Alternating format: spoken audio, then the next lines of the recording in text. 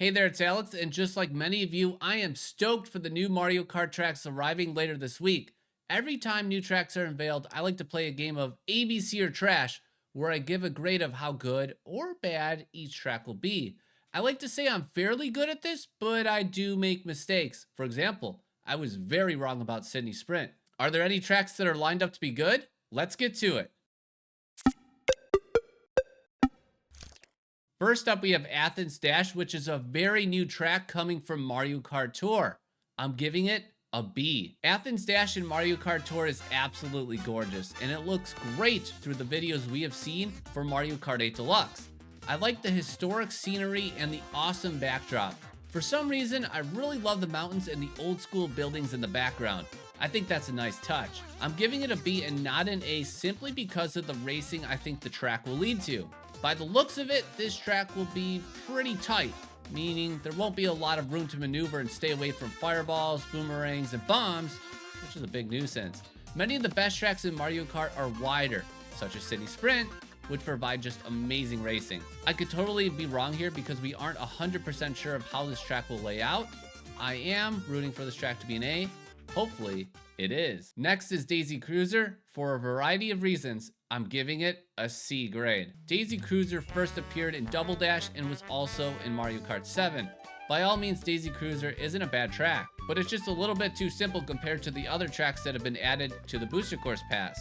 Driving underwater makes Daisy Cruiser a bit more fun than it was on the GameCube.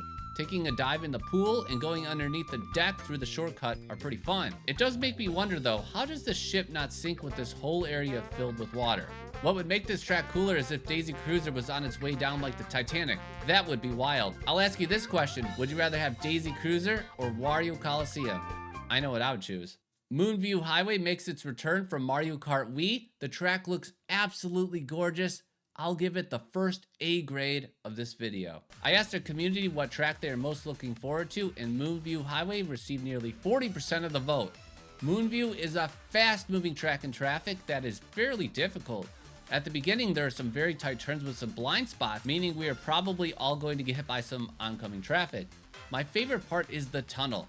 You can take either side, which adds some strategy. The track is very wide, which I like too. And look what's back, our favorite, the bomb car. I can't wait to push my opponents into that thing to screw over their race.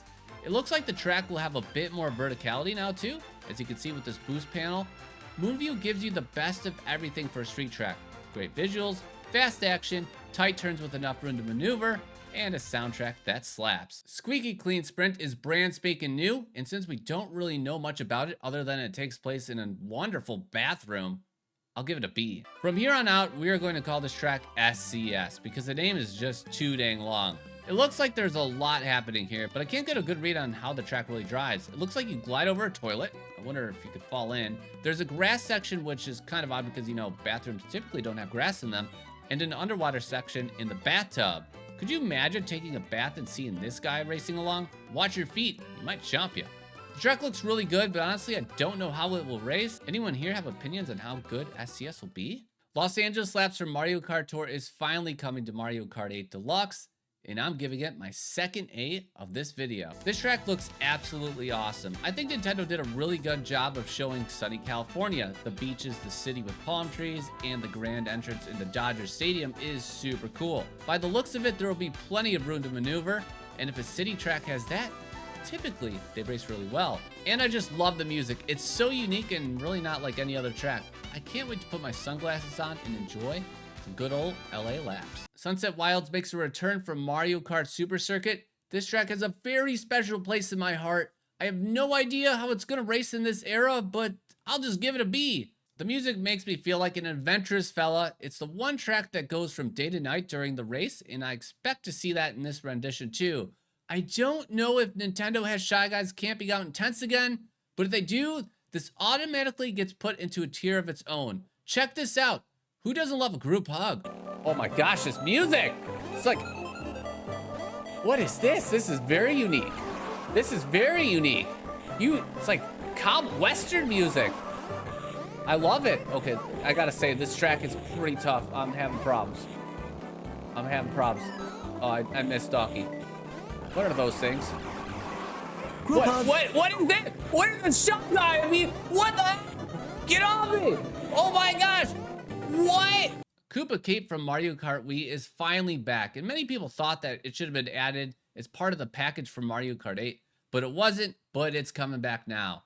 I'm not like the biggest fan of Koopa Cape, but I know it's a pretty good track, so I'm gonna give it a B. We have a pretty good idea of how tracks will race when they're ported over from Mario Kart Wii. Unlike tracks from older Mario Kart games in Mario Kart Tour, which is a mobile game, Nintendo doesn't have to do too much to make a Mario Kart Wii track very fun.